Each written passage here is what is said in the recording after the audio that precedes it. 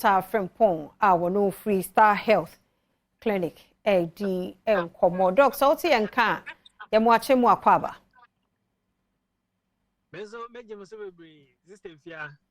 Dr. Frimpong, on mute, na yente wonka kakra. Yada se papa na hospital hote se hoboko obia bibia koso kama obia so ho ye wa hapa yada nyame ase ye ni mo pa se eba fibroid mu nsam dia Star Health Clinic for mo homoden pa ye nyina ho aso ana ene wo hwe ede he a wo die mu nsam. All right ma ye hwe me pese ene no mamini kanche ahwefo nyina ene no me pese ye hwe se oba timi benya fiber ni bi na wantimi antreat ama na nkwa den na ebetimi dia bre na ochina. Okay. Anaze mani bebre na no omunya yare no na ese omu treat na omunya result they end up as a omaba mabubisa because bebre na no out in hospitals bebre ana omu expect to say nka ombenya result bi but omu enya akobane sa ayana bebre na no abamutimi bu because expectations na yana or they call for treatment and yana nsa entumi nka it is maybe who ni say wabamu abu enti no wako hospital ABCD ni ade na wanya treatment no wanya solution no maybe umba Star Health Clinic but unya ma ho enti still watching hospitals bebre unya solution no nti wajai say enwo ho de beba bia mbra de ebetimi aba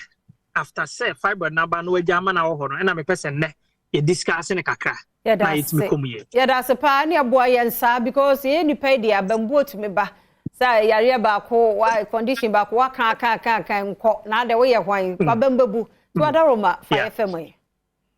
All right so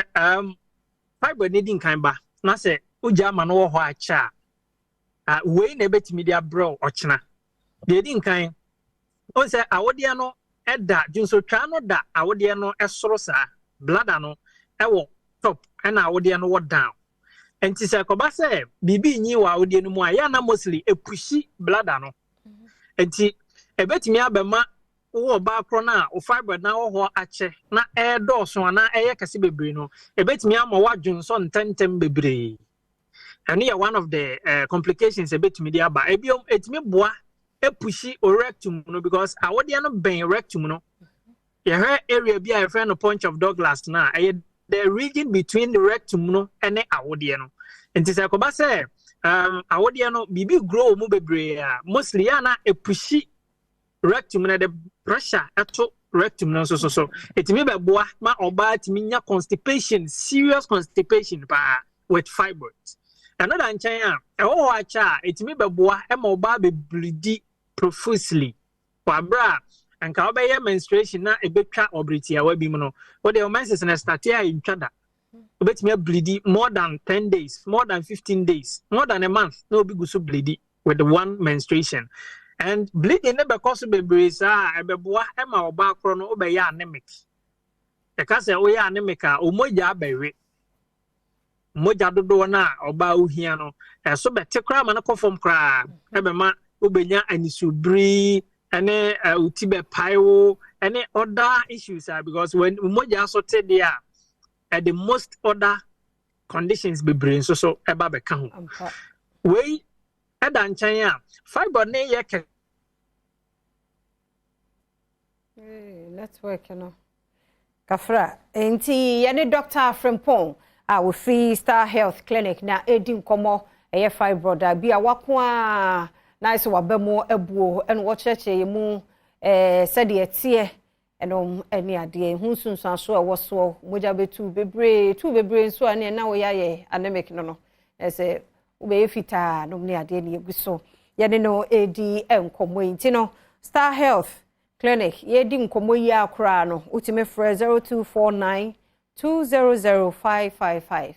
0249 200555 bibia e hawa dwene ne titire ma no ho nsɛmpa de Star Health Clinic for omo yeah dear dog what you can ya mo akwa baby yeah me just yi pa yeah that's a network ni so ne yes aninti ama etwitwa facha ye mpacho na wanu guso a wo kire ye moja no tu a wani su bebiru num ni ade aha yeah and I know to me be ma kwaya anemic omoja akore ekore a the other complications be bring so eka ho eba eno achi se fiber na eda ho no ana se fiber ti ne be multiple se fiber that started with one myoma okay you can say myoma as a fiber ketwa started back up uja ma no wo ho then na a multiply bebre na abeye multiple fibroids nti be multiple like that fiber ti nyina started say e grow na eya kese a epushi wa wode no ema wode no expand ti awode no expand a etimi be over about uyafunu region ho nyina ema wadwen be ye o say uyafunu mpo na aye kese nti ya na bebre na ni say enyinsen mpo na ebia wanya bet enyinsen enumu ena sansa awode no bibia da na ye wa yase na ebe uyafunu nti no etimi ba that area ho nyina nti no hu ne say uyafunu na aye kese bet enye uyafunu mum awode no mu ena abnormal growth no ena overgrow na aye kese nti you see who will be like that you may suspect say as a onyem but enye nyinsen we bet me about because last week go be ba your branches ni bia was na yira anyem from 2017 or there about as of now we no yes enye possible enye say akra no ye be hwia ne say ni kotodwa apie ma me ne eyemu eso we ni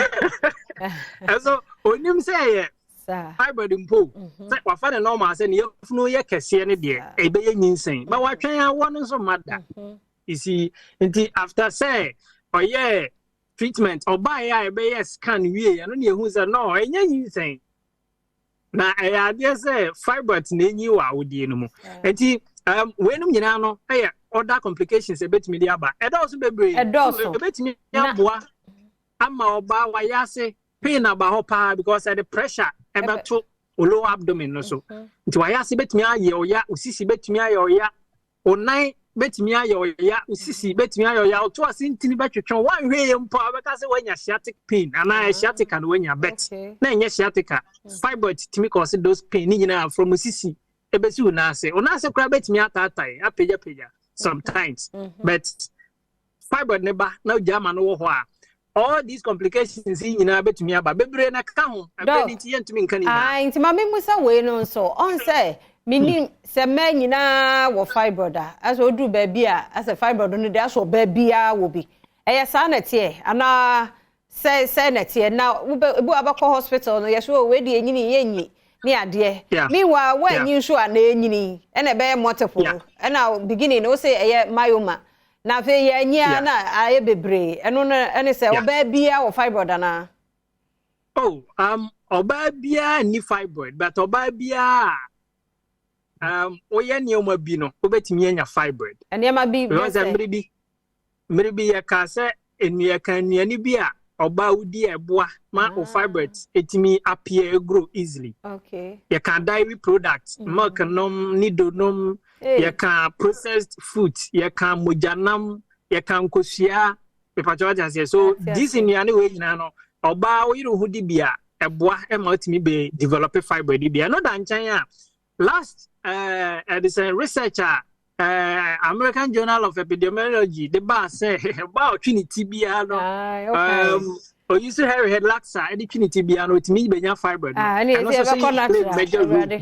good and also can ho and also boa nti na abrofo ni fibroid be brain but Africans no nti now say they am nyina abato nchan a de nti a fibroid ne ba ya na wo muntumi nyini nyina wa bra esua and say fibroid no say de bria ya na meka no enye mojato say de bi munim no okay eye awode no honam no abia na overgrow abnormally abnormal growth so it is part of the uterus awode ni bia na enyi aburo so now say ekoba say ye be operate fibroid e myoma ketwa enye possible because anhwa ye be say awode no na say anhwa obepra awode no okay it is say they don't touch it Doc. You be any ho be this enyin. Aye kese. Yo, what a woman come over mus ade say je bia ni say ya. My contact no na fe baby Star Health Clinics no ewo. All right. Star Health Clinic, your number be free. Na obenya ye no. 0249 200 555. Missing number no so biom. 0249 200 555. I don't know about friend. Now be nya bribia. Question bia e for apom den ho no friend. Na bi sa na say direction of friend age na brand ntimi enhwe embo na e branches no e bi okaso a akwele Ota City ho a e bi nso so e wo Kumasi ejo so kwa mo for junction no so ho e Ben Baptist Church no sunya no so pre baby anka ne Nigerian bank e wo no a doma hinkro your SS locals area ho e Ben Gift FM that my south nso so Doga huma na ti ko. nyina hwe ne mom awudie mu ya hwe nkanka fiber the variant sister wo a emma ho na ye expert e wo number no and ye the two dwa no 0249 200 555. Yami show pa Dr. Frimpong wono ne Dr. Penny da Star Health Clinic ano ne nenso ye de na di nkomo no nti ne contact no de to ho no na watimi afre no Adom TV bedwam ye hwe nso ni gugu pa nti ye behwe na ye beko amasaman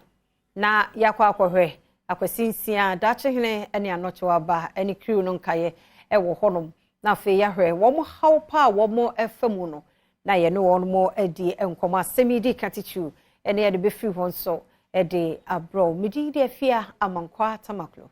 ye kwaba